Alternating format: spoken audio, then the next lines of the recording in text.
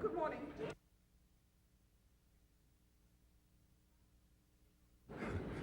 Let me say that I welcome the release of the three soldiers. I'm happy for them and happy for their families. But we still have a lot of work to do on the political and the diplomatic front before I can say that we are on the verge of a deal. If anything, the trip to Moscow and Berlin has reconfirmed my belief that we should do whatever we can to find a political solution, because the alternative, the implications of the alternative is too frightening to contemplate. Greetings, welcome to the State Department briefing.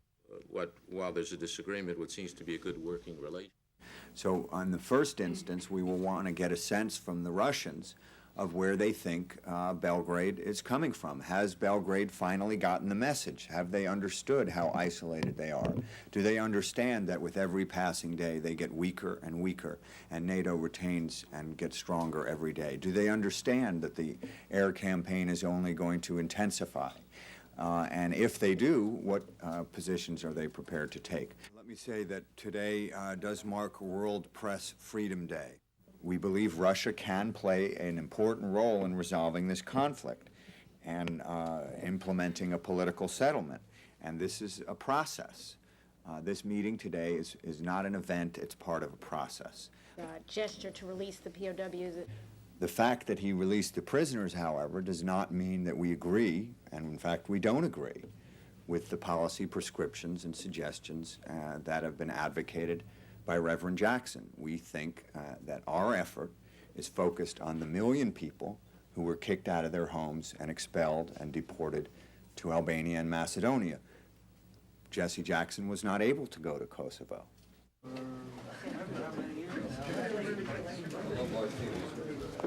Having said that we haven't completed the debrief, and therefore any conclusion could be subject to change, everything we've learned so far suggests that these soldiers were illegally detained in Macedonia. See 4 large tanks. It'll hit this tank, and the explosion from that bomb will actually take the tank to the right down, and actually after this was over, all 4 of those tanks were on fire.